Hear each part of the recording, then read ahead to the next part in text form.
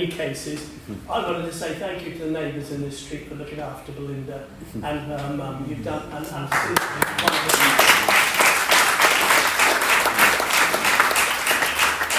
This church family in Grace Canton are really grateful to you for taking a lot of the burden off Belinda and looking after her. And I know she's very grateful too, but I'll say it on her behalf. But thank you for coming to see somebody go in a tank. Can I tell you something about this tank? Well, let me tell you about the water. I love the hose pipe in the corner, don't you? Can I tell you, it's not holy water. Not in any way, shape or form. It's just Welsh water. That's all it is. Nobody prayed over it. We didn't dedicate it. We didn't do anything special like that to it. We just filled up the tank with it and hoped it wouldn't leak a bit, because usually they do. Now, can I tell you something about the tank? It's just ordinary tiles. Probably some off-cut from somewhere, the cheapest lot that you get. They're not Holy Land tiles. They were not put together with sacred slime or anything like that. They're just ordinary, very ordinary tiles. I mean, Chris has already referred to the building as being a pile of bricks, which is really what it was. Until people put it together again, you may not have ever been inside it before. Many of you will have walked past it many times. Now you've been inside and you can see it's not a cathedral. We don't have special stained glass windows. The place itself is not special. It's not dedicated. It's not consecrated. It's not holy. So what was the point in what Belinda just did? I normally put lots of pictures up there, but I wasn't going to today because I've got a wonderful picture that you have already seen. Her name is Belinda. You watched exactly what happened to Belinda as she went down in the water. I mean, I was smiling because my great-granddaughter is out the back there now, said, I want to go swimming too.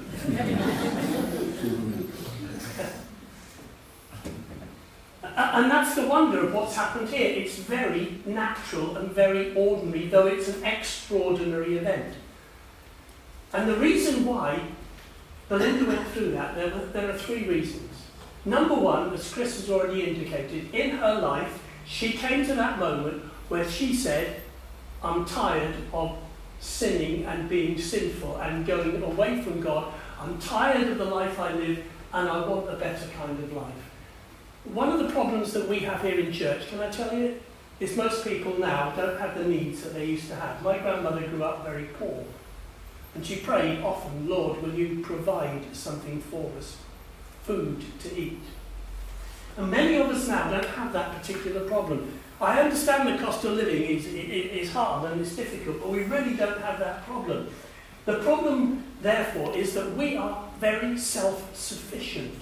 And we believe that we have no need of God. Can I tell you, your greatest need, whatever other need you have, your greatest need, my greatest need, the greatest need of anybody in this building is Jesus. The greatest need. Not the one at the end of the journey. The greatest need that ever you have is Jesus. And I'll tell you why. Because you and I are distant naturally from God. I want that to sink in. Naturally, we are away from God. I know what you're thinking, because I've thought it too. I'm as good as anybody else. Don't disagree with it, you are. But you're not as good as God. And you're certainly not as good as Jesus. And this is what God has called us to do, is to come to Him. He said, all who are weary, who are tired and burdened, heavy laden, I will give you rest. Come to me. I want to deal with all your heartaches and all your problems, with all your fears, with all your worries, with all your waywardness, with all your, well, whatever it might be. And I know that there's probably nobody in this room who's really bad. And by really bad, I mean bad according to our judgment and our understanding. But then let me tell you this, every single one of us stands in front of God, measuring ourselves with who God is. We come up short and we're found guilty in His sight. Now Belinda believed that. Came to a day when she said, I need someone to take my sin away, to take the burden, to release me from the chains. And she trusted Jesus as her Lord and Saviour that day. She trusted Jesus. Number one, she died to her old self. The reason why she died to her old self was because somebody else had taken the burden and the punishment for her. That's awesome, isn't it? I'm going to tell you about my Saviour's name is Jesus. Came into this world from heaven, came down here and died on a cross. And why did he die on a cross? Because he took the punishment that I deserve in front of a righteous and a holy God. He took it on himself. He gave his life for me. You may have never heard that before. But I want to tell you, it's an amazing, wonderful story. It makes me jump with joy every day. You've probably never seen me jump with joy, but I can. I still jump with joy over the wonder of what he's done for me. It's an amazing, amazing, amazing story. And Belinda demonstrated it. Excuse me. Not only did she ask him to come into her life and forgive her sins, but she said, I want to die with him too. There's always one moment in a baptism where the gathered congregation hold their breath. It's when Belinda held her breath. Well, I hope she did anyway. When they go down into the water, you think, will they bring her up again? Well, of course they will. But that's what it was like, that moment. Moment where she said, I'm dying to myself because Jesus has died for me. And then she came back up again. And we didn't shout, we didn't cheer quite just then. But as she came up, the glory of that was that she knew she can't live a new kind of life altogether. Jesus offers a new kind of life, not just a new life, a new kind of life. He offers a life of peace. Here in Grace we've been talking about the fruit of the Spirit. Love, joy, peace are the first three. That's what he offers.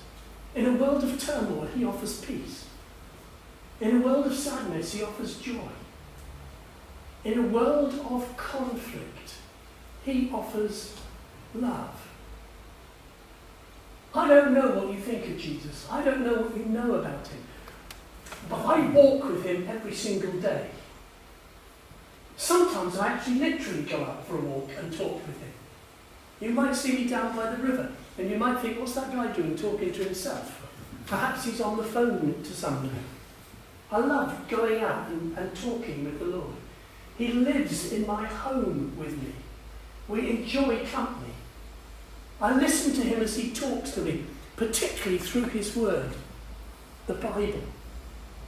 Perhaps sometimes through other people. Sometimes the Spirit speaks to me, within me, and tells me what to do every moment of every day. I have a Saviour who, as Chris said, is alive. At this moment, he's alive in heaven. And we have a wonderful opportunity today of trusting him and living a new kind of life.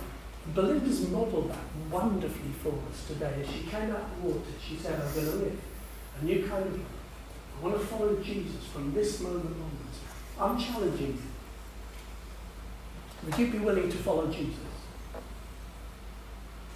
You'll never know how good the life is till you start to follow him.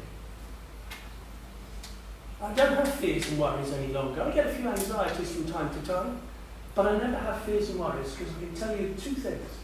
Number one, he walks with me every day, and I know his presence. And number two, I know where I'm going. I know where I'm going.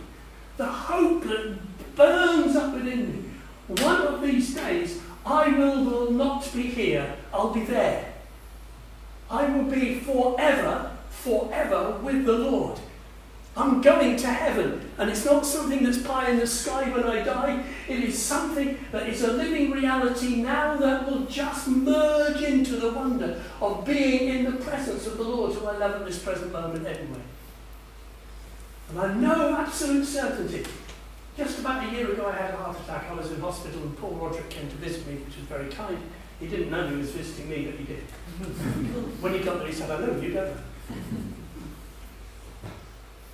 The question that all the men on the ward kept coming up to me and asking me and said, are you scared of dying? Why would you be scared of dying? I mean, I must confess, I'm a bit scared about the process. But the destination, why would I be scared of dying? Well, I know I'm going to be wonderfully with the Lord and live with him. You too can know the wonderful security of knowing Jesus that Belinda has demonstrated so wonderfully. And if you want to know more about him, please come and talk to me. Or talk to Chris, or talk to Nathan, or talk to Steve. We would love to share with you the wonder of what it means to live with Jesus. I'm going to pray.